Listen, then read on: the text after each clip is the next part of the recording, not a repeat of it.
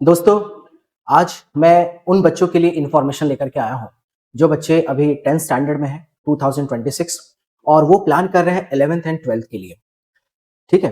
तो नॉर्मली होता क्या है कि जब कोई बच्चा 10th स्टैंडर्ड से 11th में जाता है, तो एक बहुत बड़ा गैप क्रिएट हो जाता है। क्योंकि 10th का जो सिलेबस है और जो 11th का सिलेबस है ना? तो 10th में क्या होता है कि जब आप कोई चैप्टर पढ़ते हो, तो पढ़ते समय उस चैप्टर में बाकी चैप्टर्स के कनेक्शंस बहुत ही कम आते हैं।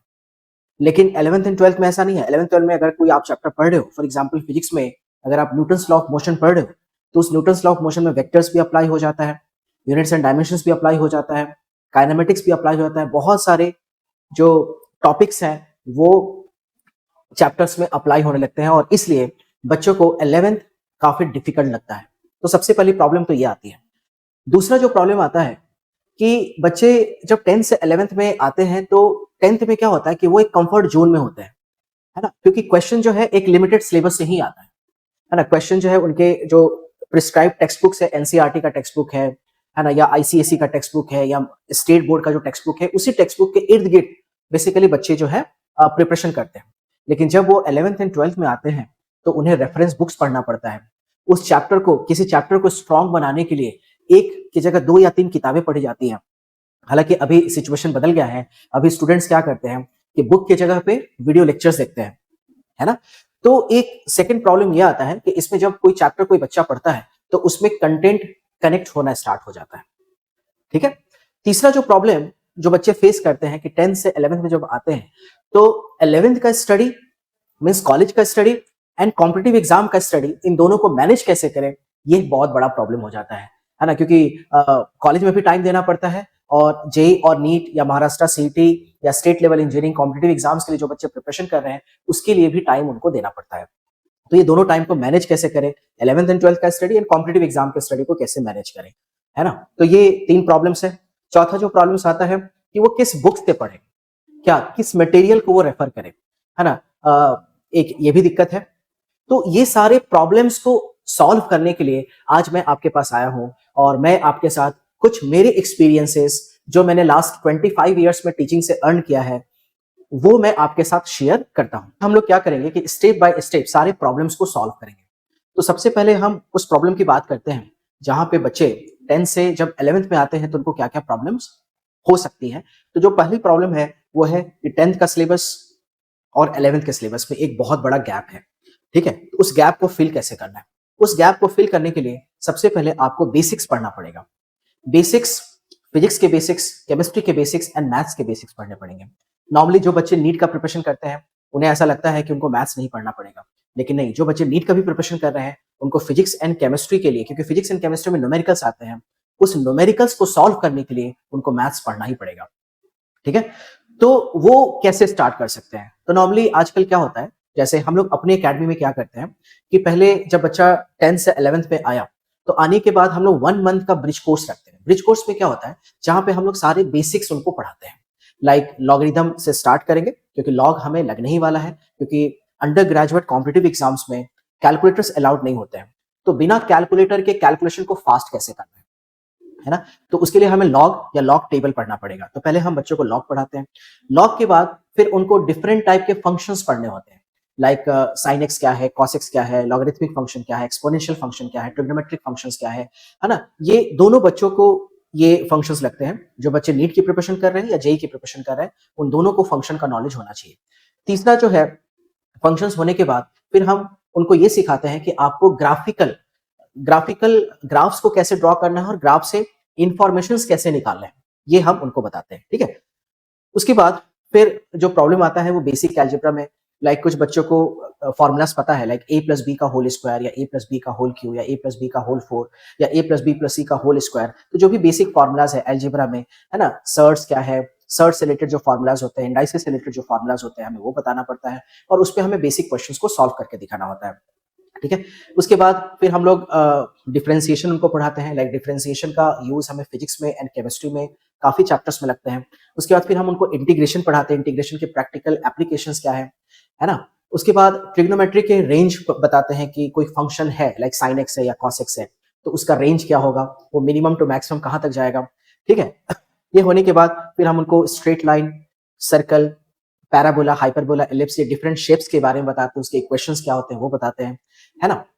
तो ओवरऑल हम बेसिकली मैथ्स का आप बता सकते हो कि 11th एंड 12th का एक हम इंट्रोडक्शन उनको दे देते हैं 10-15 डेज में। जिससे क्या होता है कि अगर हम कोई क्वेश्चन सॉल्व कर रहे हैं, फॉर एग्जांपल अगर हम फिजिक्स का कोई प्रॉब्लम सॉल्व कर रहे हैं काइनेमेटिक्स का और उसमें सर्कल आ गया या उसमें एलिप्टिकल शेप आ गया, तो बच्चों को ये पता होता है कि एलिप्स या सर्कल का इक्वेशंस क्या होते हैं या उसके क्या-क्या फंडामेंटल्स एंड बेसिक्स हैं। ठीक है?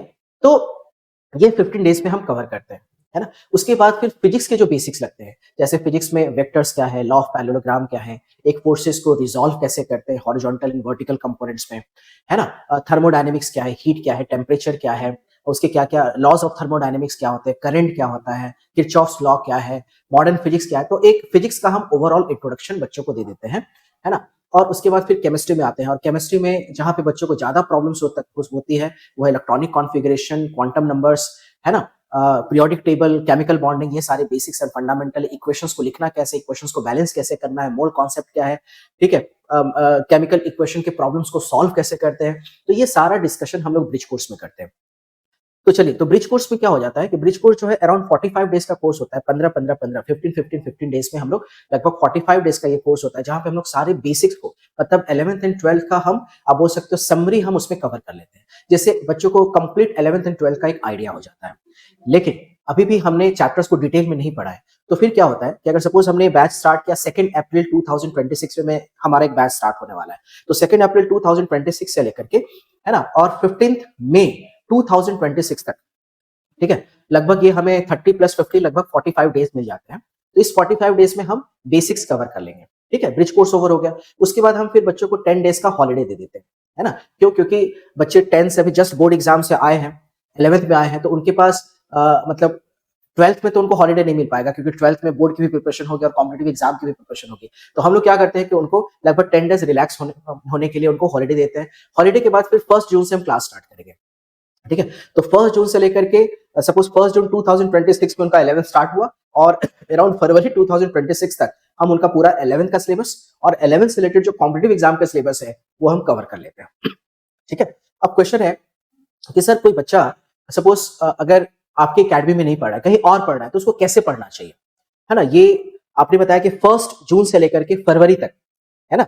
ये जो अराउंड 10 मंथ्स का जो ड्यूरेशन है, 8 टू 10 मंथ्स का ड्यूरेशन है, वो उसको कैसे इफेक्टिवली प्लान करें कि 11th उसका स्ट्रॉन्ग हो जाए। आप अगर सर्वे करोगे ना, बहुत सारे ऐसे स्टूडेंट जो 10th से 11th में आए हैं और 11th की कोचिंग उन्होंने कहीं न कहीं लिया है, तो सारे बच्चे 11th से अनसैटिस्फाइड होते हैं। मैक्सिमम आपको 99% बच्चे मिल जाएँगे। हालाँकि वो अगर बहुत बड़े-बड़े कोचिंग सेंटर्स में भी पढ़ रहे हैं या बहुत बड़े स्कूल्स में भी पढ़ रहे हैं, लेकिन वो 11th में जो उनका परफॉर्मेंस है, उस परफॉर्मेंस से वो अनसैटिस्फाइड रहते हैं, है ना? उसका मेन रीज़न वही है कि 11th स्टैंडर्ड का सिलेबस बहुत ही वास्ट है ना? और बच्चा 10th से आया तो 11th 8 मंथ्स में 11th को अच्छे तरीके से पढ़ना बहुत ही डिफिकल्ट हो जाता है। इसलिए मैक्सिमम बच्चे क्या होते हैं कि 11th में अनसैटिस्फाइड रहते हैं। ठीक है? तो उसके लिए आपको कैसे पढ़ना चाहिए? देखो, सबसे पहली बात है कि बच्चे क्या होते हैं, बच्चे अभी प्रिपरेशन के लिए आते हैं मेडिकल या इंजीनियरिंग, है ना?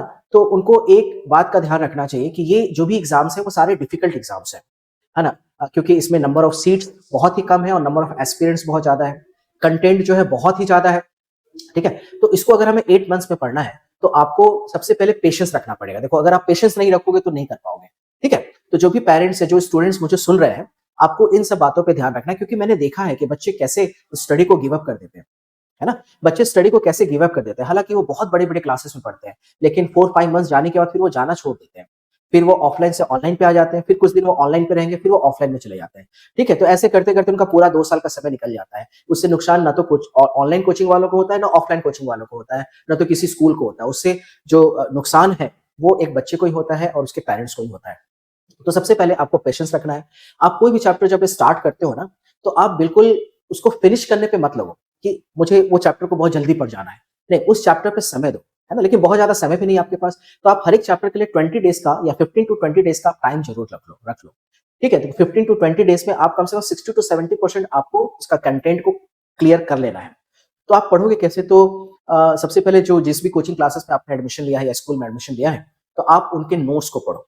फॉर एग्जाम्पल, अगर कोई अ, प्रोफेसर है, वो यूनिट्स एंड डायमेंशन चैप्टर पढ़ा रहा है, तो यूनिट्स एंड डायमेंशन के आप थियरी पढ़ लो, ठीक है? जो उन्होंने पढ़ाया है और उसके बाद फिर आकर के आप बुक्स को पढ़ो।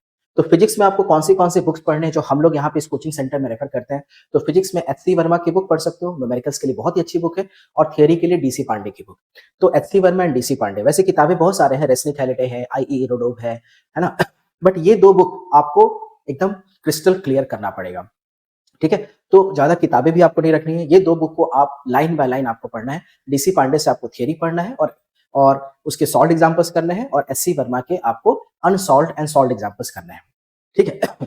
वो आपको सीक्वेंस में करना है। अब देखो यहाँ पे होता क्या है, यहाँ पे क्या होता है कि जब बच्चे पढ़ना स्टार्ट करते हैं तो उनको ऐसा फील होता है कि यार मुझे ना ये चैप्टर ही क्लियर नहीं हो रहा है, ठीक है? तो फिर वैसे सिचुएशन में क्या होता है कि वो अब जो ऑफलाइन में जो टीचर उनको पढ़ा रहा है उससे उसका फेथ जो है वो कम होने लगता है, और धीरे धीरे वो किसी न किसी ऑनलाइन रिसोर्सेज की तरफ चले जाते हैं, और फिर वो ऑनलाइन वीडियोस के एडिक्ट हो जाते हैं, और उनको कहीं न कहीं ऐसा लगता है कि यार 10th में तो हमने पूरा ऑनलाइन ही किया था, और लगभग 1 या 15 या 20 डेज़ में ऑनलाइन पढ़ के हमने काफ़ी अच्छा पेपर लिखा है। देखो वो 10th था, 10th में क्या होता है ना बच्चों, कि 10th में सिलेबस कम होता है, और क्वेश्चन जो बुक से ही आते हैं, लेकिन जब नेशनल लेवल कॉम्पिटिटिव एग्ज़ाम में आते हो ना, तो क्वेश्चन बिल्कुल बुक से नहीं आते हैं, ठीक है? तो आपको अपने ब्रेन को ऐसा ट्रेनिंग देना पड़ेगा कि नए क्वेश्चंस को कैसे हैंडल करना है, है ना?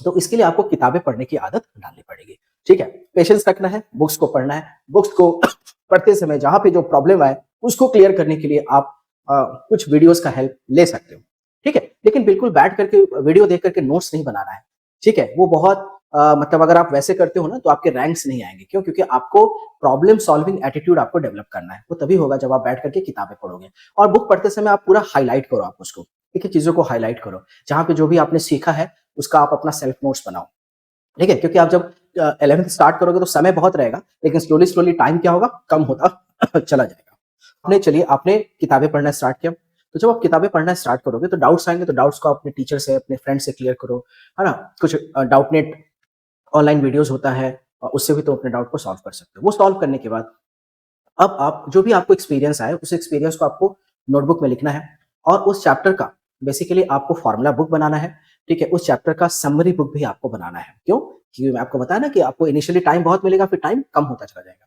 तो इस तरह से हर एक चैप्टर्स को 20 डेज़ का प्लान करना है। तो पहले आपको बेसिक किताबें उठानी है, ठीक है? बेसिक बुक्स उठाने हैं। तो जैसे आप डीसी पांडे आपने फिजिक्स में उठाया, है ना? उसी तरह से मैथ्स में आप क्या करोगे, तो मैथ्स में आपको एनसीईआरटी की बुक एंड आरडी शर्मा की बुक, पहले ये आप पढ़ोगे, है ना? फॉर एग्जांपल अगर कोई चैप्टर आपने उठाया, से मैंने कहा ट्रिग्नोमेट्री, तो ट्रिग्नोमेट्री आप अपने टीचर्स के साथ एनसीईआरटी एंड आरडी शर्मा को जल्दी से खत्म कर लेना।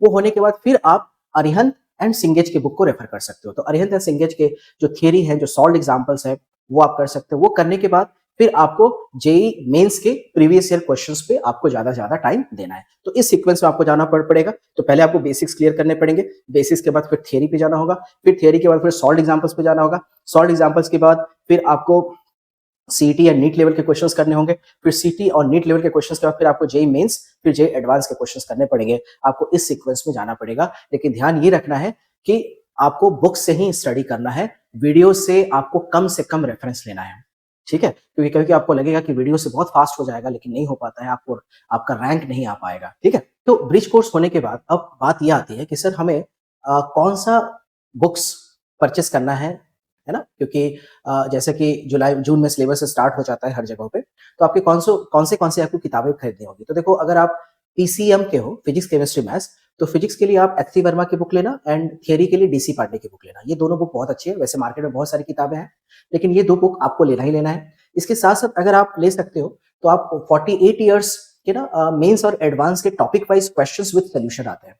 तो आप एक बुक वो भी रेफर कर सकते हो। तो ये 3 किताबें ही आपको बस रेफर करनी है। बाकी आपके जो कोचिंग सेंटर के मॉड्यूल्स होंगे, आप वो भी उसके साथ-साथ रेफर कर सकते हो। लेकिन रेफरेंस बुक्स तो आपको रखना ही है। रेफरेंस बुक के साथ-साथ आपको कोचिंग क्लासेस के मटेरियल आपको पढ़ने हैं, ठीक है? केमिस्ट्री के लिए आप क्या करोगे, तो केमिस्ट्री के लिए आप फिजिकल केमिस्ट्री के लिए ओपी टंडन की किताब पढ़ो। ओपी टंडन की किताब फिजिकल केमिस्ट्री के लिए बहुत अच्छा है, और ऑर्गेनिक केमिस्ट्री के लिए भी आप OP Tandon plus MS Chauhan पढ़ सकते हो। वैसे और भी किताबें हैं, लेकिन ये 2 किताबें बेसिक किताब है, इसके बाद आप एन अवस्थी भी पढ़ सकते हो, है ना? लेकिन मेरा आपसे यही रिक्वेस्ट रहेगा कि आप सबसे पहले अपने फंडामेंटल्स क्लियर करो।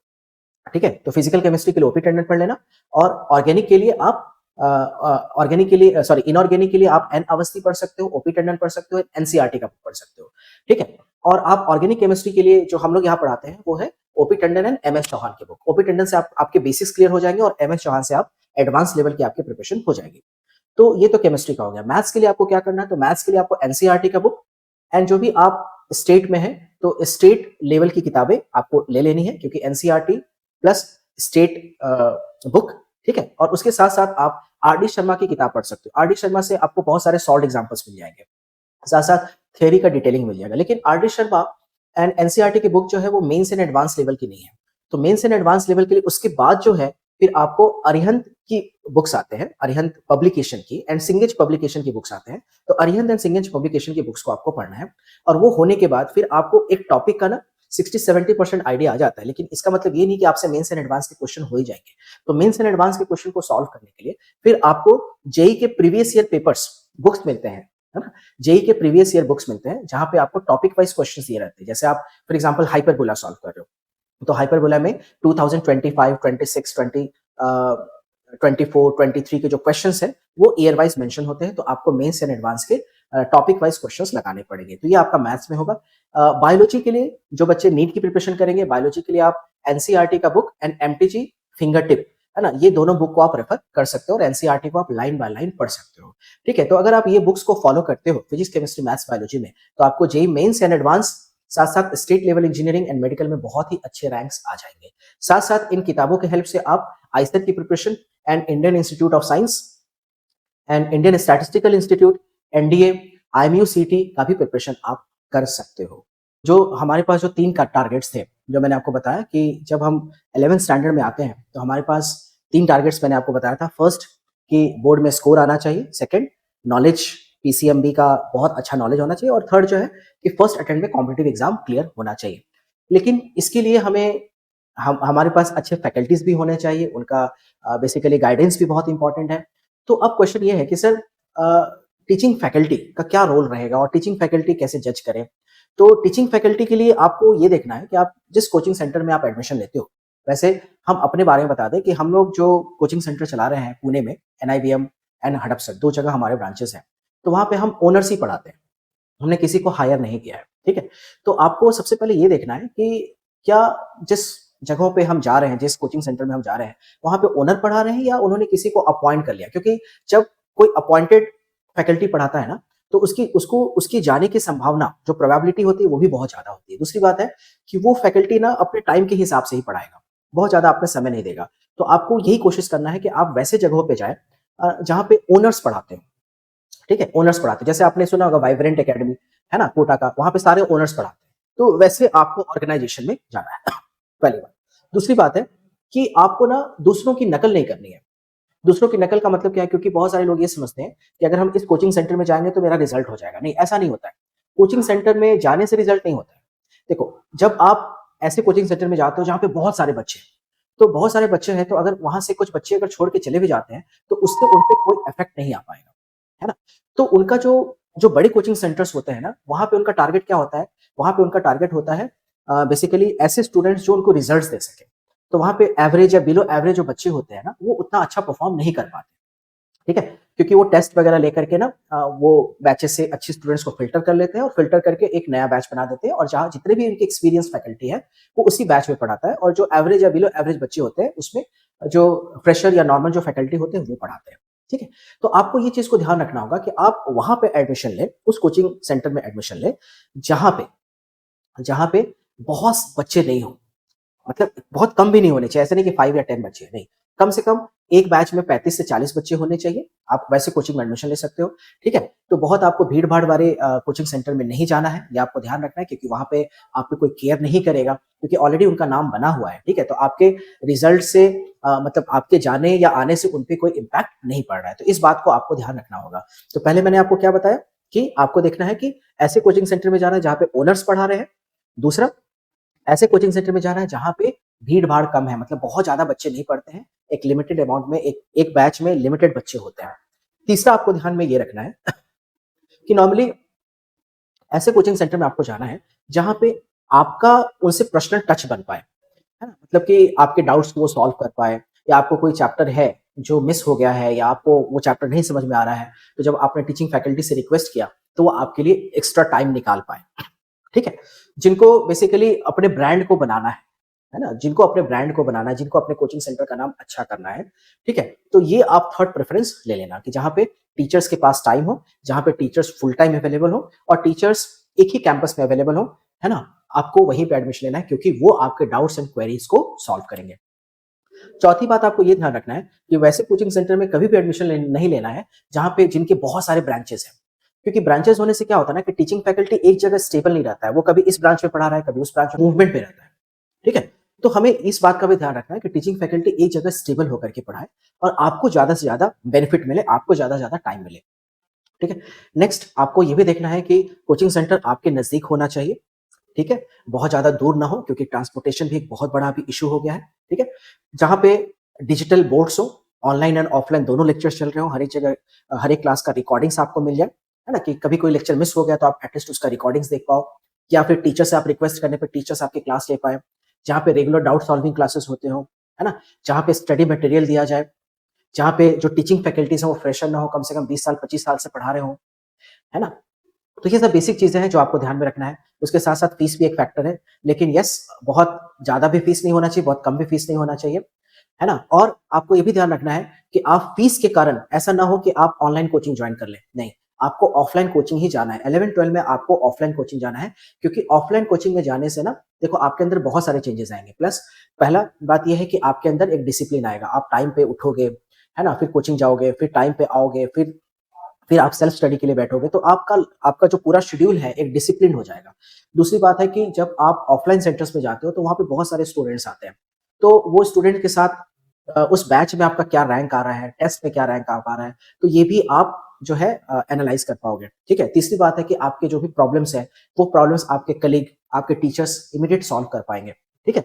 और जो चौथी बात ये हो जाती है कि थोड़ा बाहर निकलने और आने से ना सोशल लाइफ अच्छा होता है, आप फ्रेश हो जाओगे। और जब आप फ्रेश हो जाओगे तो आप घर पे बहुत अच्छे से पढ़ाई करोगे, ठीक है? तो इन सारे रीज़न के कारण जो है और एक चीज़ मैं और भी ऐड करना चाहता हूँ कि जब बच्चे ऑनलाइन स्टडीज़ करते हैं ना, तो इनिशियली तो उनको ऐसा लगता है कि यार हम किसी फैकल्टी का सब्सक्रिप्शन ले लें और सब्सक्रिप्शन लेकर घर से ही प्रिपरेशन करें। तो देखो वैसे बहुत कम बच्चे होते हैं, वैसे हार्डली 1% बच्चे होते हैं जो सेल्फ डिसिप्लिन होते हैं। तो जो सेल्फ डिसिप्लिन बच्चे हैं वो ऑनलाइन क्लासेस कर सकते हैं। लेकिन आप खुद से पूछो ना कि आप सेल्फ डिसिप्लिन हो क्या? या आप पे कोई ऐसा फैकल्टी चाहिए जो आप पे केयर कर सके, ध्यान रख सके, आपको हैंड होल्डिंग सपोर्ट दे सके? अगर हाँ, अगर ऐसा है तो कभी भी आपको ऑनलाइन क्लास जॉइन नहीं करना है, ठीक है? ऑनलाइन क्लास जॉइन करने से आप बहुत पछताओगे। देखो पैसे की बात यहाँ पे नहीं है, ठीक है? इम्पोर्टेंट क्या है आपके लिए टाइम इम्पोर्टेंट है, ठीक है? तो ये टाइम अगर आपका निकल जाता है ये 11th एंड 12th का तो फिर आपको फंडामेंटल बनाने का कभी समय नहीं मिल पाएगा। इंजीनियरिंग कॉलेज या मेडिकल कॉलेज में बहुत सब्जेक्ट्स पढ़ने होते हैं, तो वहाँ पे इतना टाइम आपको नहीं मिल पाएगा कि आप बैठ करके ना बेसिक्स अपना क्लियर करोगे, ठीक है? तो इसलिए आपको ना प्रॉपर प्लान करना है। आज हमारे पास हम लोग एक अकेडमी रन करते हैं, तो हमारे पास कुछ बच्चे हैं जो पहले ऑनलाइन क्लासेस में थे फिर ऑफलाइन में आते हैं। लेकिन जब ऑनलाइन से ऑफलाइन में आते हैं तो वो समय निकल जाता है उनका। तो हम उनको पढ़ा भी नहीं पाते हैं, क्यों नहीं पढ़ा पाते? क्योंकि टाइम बहुत कम मिल पाता है हमें, है ना? क्योंकि 11th में वो 1 साल के बाद आ रहे हैं, तो 11th का पूरा जो सिलेबस है ना? 1 साल का सिलेबस है, प्लस 12th का सिलेबस है ना? ये सब पढ़ाना इस इन सब पढ़ाने के लिए हमें समय चाहिए, टाइम चाहिए। सब कुछ टाइम के लिए ही तो हो रहा है, ठीक है? तो आपको इन इन सब बातों का ध्यान देना है कि कहीं कि ऑनलाइन क्लासेस जॉइन कर लिया, कम फीस लग रहा है, ट्रैवलिंग बच रहा है, हम घर से ही कर लेंगे। 10th में भी मैंने वैसा ही किया था, है ना? 10th में भी मैंने कहीं कोचिंग नहीं गया था और 10th में भी मैंने जो है लेक्चर्स ऑनलाइन देखा था और उससे बहुत अच्छे परसेंटेज ले आए। ये सब जो है ना, ये अपने आप को तुम उसको क्या बोल रहे हो कि अपने आप को ना तुम गलत डायरेक्शन में लेकर के जा रहे हो। गलत डायरेक्शन में लेकर के जा रहे हो, है ना? कभी-कभी ना आपको दूसरों की भी सजेशन माननी पड़ेगी, है ना? आपको समझना पड़ेगा कि मार्केट में क्या इम्पोर्टेंट है, आपको सीनियर से बात करनी पड़ेगी, आपको उन लोगों से बात करना पड़ेगा जो जिन्होंने लाइफ में कुछ अचीव किया है, ठीक है? तो आप जितने भी आईआईटियंस आप देखते हो अभी मार्केट में जो हैं, है ना? वो सब किताबें पढ़ कर के बने हैं, वो ऑफलाइन कोचिंग जा कर के बने हैं, ठीक है? तो अगर आप बहुत ज़्यादा सेल्फ डिसिप्लिन हो, तो फिर आप ऑनलाइन प्रेफ़र कर सकते हो। लेकिन अगर आप सेल्फ डिसिप्लिन नहीं हो, तो आपको ऑफलाइन कोचिंग में ही जाना है और ये जो भी आप पैसे देते हो, जो भी आप फीस किसी कोचिंग सेंटर को पे करते हो, सपोज़ आपने 1 लाख या 2 लाख रुपीज़ या 3 लाख रुपीज़ आपने पे किया, वो बिलीव करो, वो बहुत जल्दी जो है वो रिटर्न बैक हो जाता है क्योंकि जब आपको सब्जेक्ट का नॉलेज हो जाएगा ना, तो वो पैसे आप बहुत जल्दी अर्न कर लोगे, ठीक है? तो आपको इन सब बातों का ध्यान रखना है कि आपको ऑफलाइन कोचिंग जाना है और आपको उसी कोचिंग में जाना है, जो कोचिंग में नंबर ऑफ स्टूडेंट्स लिमिटेड हो, जो आप पे ध्यान दे सके। हाँ, एक चीज़ और भी ध्यान रखना कि नॉर्मली कोचिंग वो होना चाहिए जिनके खुद के प्रीमाइसेस हो, ऐसा नहीं है वो रेंटेड हो। क्योंकि रेंटेड जो प्रीमाइसेस लेकर के जो लोग कोचिंग चलाते हैं ना, अगर उनका कोचिंग नहीं भी चला, तो वो क्या करते हैं, वो छोड़ करके चले जाते हैं। तो आपको ये चीज़ देखना है कि भाई जो स्टेबल हो और जिसका मतलब खुद का उन्होंने अपना क्लासेस ओन किया है, परचेज़ किया है, उस लैंड को, उस शॉप को, उस ऑफिस को उन्होंने परचेज़ किया है और वो वहाँ पे चला रहे हैं, ठीक है? तो इन सब बातों को आपको ध्यान देना है क्योंकि वो नाम के लिए भी पढ़ाएँगे और आप पे ध्यान भी देंगे कि उनका उस रीजन में एक अच्छा नाम बन पाए। तो इन सारे चीज़ों का ध्यान में रख करके आपको 11th की स्टडी स्टार्ट करनी है। तो 11th आपको स्टार्ट कर देना है ब्रिज कोर्स के बाद 1 जून से स्टार्ट करना है और ये चला जाएगा आपका फरवरी तक, फरवरी 2027 तक आपको 11th खत्म कर देना है, ठीक है? तो ये सारे आपको स्ट्रेटजीज को प्लान करने पड़ेंगे, ठीक है? तो 10th से जब आप 11th में आते हो तो पहले आपको सोचना है कि भई हमारा जो 2 इयर्स का जर्नी है वो कैसे रहने वाला है, मैं कैसे प्लान करूँ? उसके लिए मैं आपके साथ ये इन्फॉर्मेशन शेयर कर रहा हूँ। जब आप 11th का सिलेबस कंप्लीट कर लेते हो तो फिर आप 12th में आओगे। तो 12th का सिलेबस पढ़ने में अब आपको टाइम कम लगेगा। क्यों? क्योंकि 11th में आपने अच्छा समय दिया है। तो 12th में जल्दी-जल्दी सिलेबस कवर हो जाता है। क्योंकि 12th का क्योंकि ऑलरेडी आप सेट हो चुके होते हो क्लास में और साथ-साथ आप फैकल्टीज़ के साथ भी सेट हो गए होते हो, है ना? तो अब आपको समय कम लगता है 12th का सिलेबस पढ़ने में। लेकिन जैसा कि मैंने आपको बताया कि सिलेबस को खत्म करने के पीछे नहीं जाना है, नहीं तो आपका किसी भी एग्ज़ाम में सिलेक्शन नहीं होगा, ठीक है? आपको आपने सपोज़ 25 चैप्टर्स है, तो 25 में आप भले ही 18 या 19 चैप्टर्स ही पढ़ो, लेकिन बहुत ही अच्छे और बहुत डिटेल में पढ़ना है आपको। अब क्वेश्चन है सर डिटेल क्या होता है? बेसिक्स क्या होता है? ये समझाओ। देखो, डिटेल का मतलब क्या है कि जैसे मैंने कहा एक सिंपल एग्जांपल मैं लेता हूँ, a प्लस b का होल स्क्वायर, ठीक है? तो a प्लस बी का होल स्क्वायर क्या होगा? a square plus 2ab plus b square होगा, ठीक है? तो तुम्हें ऐसा लगता है कि तुम इसका फॉर्मूला जानते हो, लेकिन अगर तुम ये फॉर्मूला भी जानते हो ना, तो तुम जेईई मेंस या एडवांस का क्वेश्चन नहीं कर पाओगे। तुम्हें ये समझना पड़ेगा कि अच्छा a प्लस b है, तो एक हाफ लेंथ a ले लेते हैं और हाफ लेंथ b लेते हैं, तो टोटल लेंथ क्या आ जाएगा? a प्लस b हो जाएगा। तो a plus b into a plus b, तो दो लेंथ का मल्टीप्लीकेशन, a प्लस b का होल स्क्वायर का मतलब क्या हो गया? लेंथ इंटू लेंथ, है ना? तो लेंथ इंटू लेंथ को अगर हम मल्टीप्लाई करेंगे तो वो क्या देगा? एरिया ऑफ प्लेन दे देगा, ठीक है? ए प्लस बी का होल क्यूब क्या दे देगा? वॉल्यूम दे पाएगा। मतलब कि तुम्हें ना बहुत डिटेल और बहुत डेप्थ में पढ़ना है। तुम्हें हाउ एंड व्हाई के साथ चैप्टर्स को पढ़ने पड़ेंगे। अगर तुम थोड़ा भी ऊपर-ऊपर से पढ़ोगे ना, तो सिर्फ सिलेबस कंप्लीट होगा, आपका सिलेक्शन नहीं हो पाएगा। इन सब बातों का आपको ध्यान देना है। तो 12th आपको फिनिश कर लेना है। मार्च से आप 12th स्टार्ट करो, मार्च 2027 से स्टार्ट करो और आपको अक्टूबर 2027 तक आपको कंप्लीट 12th खत्म कर देना है, ठीक है? अच्छा, उसके बाद फिर आपके पास आता है नवंबर, दिसंबर एंड जनवरी। तो ये जो 3 महीने हैं नवंबर, दिसंबर, जनवरी जो है, आप बोर्ड एग्जाम का मॉक टेस्ट की प्रैक्टिस से स्टार्ट कर दो। कोचिंग सेंटर्स में नॉर्मली कराए जाते हैं, हम लोग यहाँ पे कराते हैं। ये 3 महीने जो है डेडिकेटेड बोर्ड एग्जाम्स की प्रैक्टिस कराते हैं क्योंकि वहाँ पे आंसर्स को कैसे लिखना है, डेरिवेशंस को कैसे लिखना है, long time questions, short time question, very short type questions, diagrams को कैसे ड्रॉ करना है, उसको एक्सप्लेन कैसे करना है, ये सब कुछ हम लोग एक्सप्लेन करते हैं। साथ-साथ सेम टाइम में जो बच्चे जेईई के लिए प्रिपरेशन कर रहे हैं, क्योंकि जेईई का एग्जाम उनका जनवरी 2028 को होगा, तो जनवरी के लिए भी आपको फुल सिलेबस मॉक टेस्ट आपको देना स्टार्ट करना पड़ेगा अक्टूबर से। तो अक्टूबर, नवंबर, दिसंबर, जनवरी, ठीक है? ये जो 4 महीने हैं आपको मॉक टेस्ट देने हैं सप्ताह में, 2-2 एग्जाम्स आपको देते जाने हैं, फुल सिलेबस टेस्ट, ठीक है? और फिर आपको टेस्ट देने के बाद आपको स्कोर को एनालाइज करना है, एनालाइज करने के बाद आपको अपने वीक जोन्स को सर्च करना है और सर्च करके उसको सॉल्व करना है अपने टीचर्स के हेल्प से, ठीक है? ये आपका जनवरी तक का टारगेट रहेगा, जनवरी 2028। फिर आ जाएगा फरवरी, फरवरी 2028 में आप क्या करोगे कि उसमें तो आप कंप्लीट बिजी रहोगे क्योंकि उस समय आपका बोर्ड एग्जामिनेशन रहेगा, ठीक है? तो फरवरी 2028 में तो कुछ नहीं हो पाएगा। फिर आ जाएगा मार्च, तो मार्च में आपके पास टाइम होगा और फुल डे आप फ्री हो जाओगे क्योंकि फरवरी में आपके जो इंपॉर्टेंट एग्जाम्स थे, बोर्ड के एग्जाम्स, वो सब निकल गए। अब आपके पास मार्च एंड अप्रैल है, लगभग 2 महीने के समय मिलते हैं उन बच्चों के लिए जो मेडिकल की प्रिपरेशन कर रहे हैं क्योंकि नॉर्मली जो मेडिकल का एग्जाम होगा वो मई 2028 को होगा फर्स्ट वीक में, ठीक है? और जेईई के जो सेकंड फेज एग्जाम होते हैं वो अप्रैल में होता है और महाराष्ट्र सीईटी के जो स्टेट बोर्ड एग्जामिनेशंस होते हैं जैसे वीआईटी वेल्लोर, एमआईटी मणिपाल या फिर स्टेट इंजीनियरिंग कॉलेजेस के जो एग्जाम्स होते हैं वो अप्रैल या मई में होते हैं।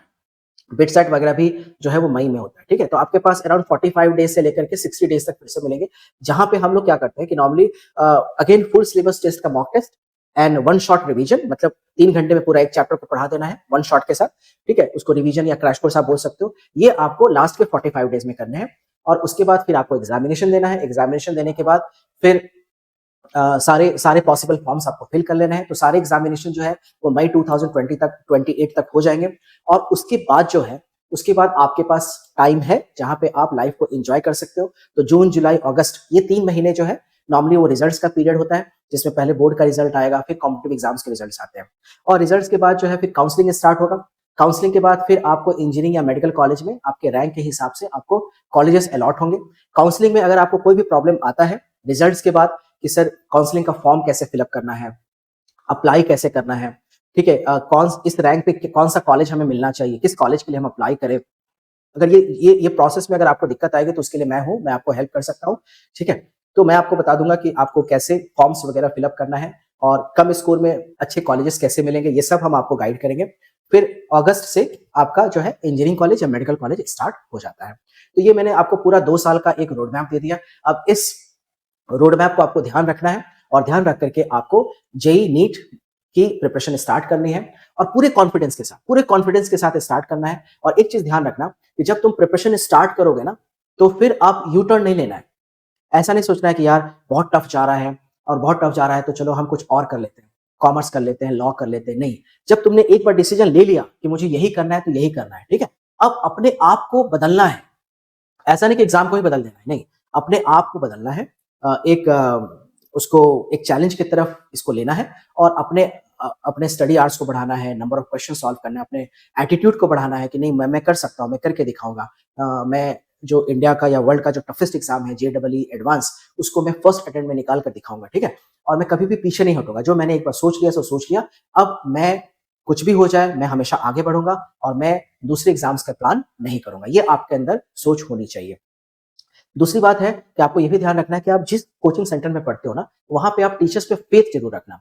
क्योंकि देखो, अगर आप फेथ नहीं रखोगे ना, तो क्या होगा कि आपका फ़ोकस जाता रहेगा, है ना? आपको लगेगा कभी इस कोचिंग सेंटर में चले जाएँ, कभी आप इस कोचिंग सेंटर में चले जाएँ। ऑफ़लाइन में जो बच्चे पढ़ रहे हैं, वो ऑनलाइन में आना चाहेंगे, ऑनलाइन के बच्चे ऑफ़लाइन में जाना चाहेंगे। तो आपको ना अपने फैकल्टीज़ पे, अपने कोचिंग सेंटर पे फेथ रखना पड़ेगा, है ना? क्योंकि अगर आप फ्रीक्वेंट डिसीजंस चेंज करते रहोगे ना, तो उससे लॉस आपका ही होने वाला है। आपने जब एक बार डिसीजन ले लिया कि आपको मेडिकल या इंजीनियरिंग की प्रिपरेशन करनी है, तो वही करनी है।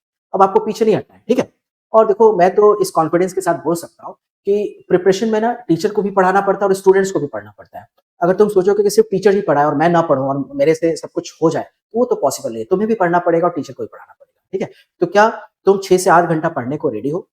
6 टू 8 आवर्स तुम पढ़ सकते हो, है ना? क्या तुम जो भी तुम्हारे टीचर्स हैं, है ना? उसके हेल्प से, उसके वो जो तुम्हारे पास जो रिसोर्सेज़ है, क्या उस रिसोर्सेज़ के हेल्प से तुम इस एग्ज़ाम को निकाल सकते हो, ठीक है? तो इन बातों पे आपको ध्यान देना है। कभी भी नेगेटिव नहीं सोचना है कि यार इस टीचर को तो पढ़ाना ही नहीं आता है ना? इससे अच्छा होता कि मैं यहाँ पे एडमिशन ले लेता, यहाँ पे एडमिशन ले लेता। उसका कोई एंड नहीं है, उसका कोई एंड नहीं है। आपको एक जगह अपने ब्रेन को फिक्स करना पड़ेगा और प्रिपरेशन स्टार्ट करनी पड़ेगी, ठीक है?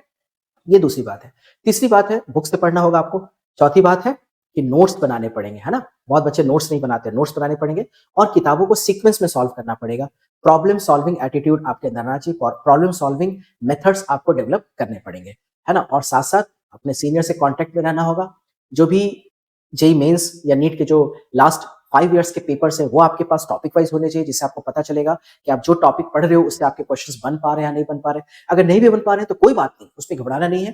फिर से उस चैप्टर को पढ़ना है, फिर से उस पे समय देना है और उसको सॉल्व करने की कोशिश करना है। तो बच्चों, अगर आप इन सारी चीज़ों को फॉलो करते हो, तो डेफ़िनेटली आप लाइफ़ में आगे बहुत सक्सेसफुल रहोगे। तो प्यारे बच्चों एंड डियर पेरेंट्स, हम लोग भी 11th एंड 12th की कोचिंग लेते हैं और 11th एंड 12th की कोचिंग के साथ-साथ हमारे पास इंटीग्रेटेड कॉलेज के ऑप्शंस अवेलेबल हैं, जिसमें Maharashtra board as well as CBSE board, दोनों के ऑप्शंस अवेलेबल हैं। उसके साथ-साथ हम लोग नीट की प्रिपरेशन, जेईई की प्रिपरेशन, महाराष्ट्र सीटी की प्रिपरेशन, आईएमयू सीटी की प्रिपरेशन, आईसर एंड उसके साथ-साथ आईएसआई एग्जामिनेशन की प्रिपरेशन कराते हैं। ठीक है? तो अगर आपको डिटेल में इसके बारे में इन्फॉर्मेशन चाहिए, तो आप हमारे सेंटर्स पे आएँ। हमारा जो सेंटर है, वो पुणे में, महाराष्ट्र पुणे में एनआईबीएम कोंढवा में सेंटर है। आप वहाँ हेड सेंटर पे आएँ, जहाँ पे मैं आपके साथ बैठ करके आपके डाउट्स को क्लियर करूँगा। आपके जो भी क्वेश्चन्स हैं, मैं उसका आंसर दूँगा। और मैं एक चीज़ और भी अपडेट करना चाहूँगा कि मेरा जो नेक्स्ट बैच है, जो बैच अभी स्टार्ट होने वाला है, वैसे बच्चों के लिए जो 10th से 11th में आने वाले हैं, वो 2nd ऑफ अप्रैल से स्टार्ट होने वाला है और 2nd ऑफ अप्रैल से हम लोग ब्रिज कोर्स से स्टार्ट करेंगे। ब्रिज कोर्स बहुत, बहुत, बहुत इंपॉर्टेंट होता है क्योंकि वही आपका फाउंडेशन बनाएगा। अगर आप पुणे में हैं, तो ऑफलाइन जॉइन कर सकते हैं, पुणे में नहीं है, तो आप ऑनलाइन जॉइन कर सकते हैं, है ना? क्योंकि हमारे जितने भी क्लासरूम्स हैं, वो सारे डिजिटल क्लासरूम्स हैं, जहाँ पे ऑनलाइन एंड ऑफलाइन दोनों क्लासेस साथ में होती है, ठीक है? तो आप पुणे आएँ, ज़रूर आएँ, मैं आपके सारे डाउट्स को क्लियर करूँगा। आपके जो भी क्वेश्चन्स हैं, उन सबका आंसर दूँगा और आपको आपके साथ मैं 1 hour, 1 and half hour spend करूँगा।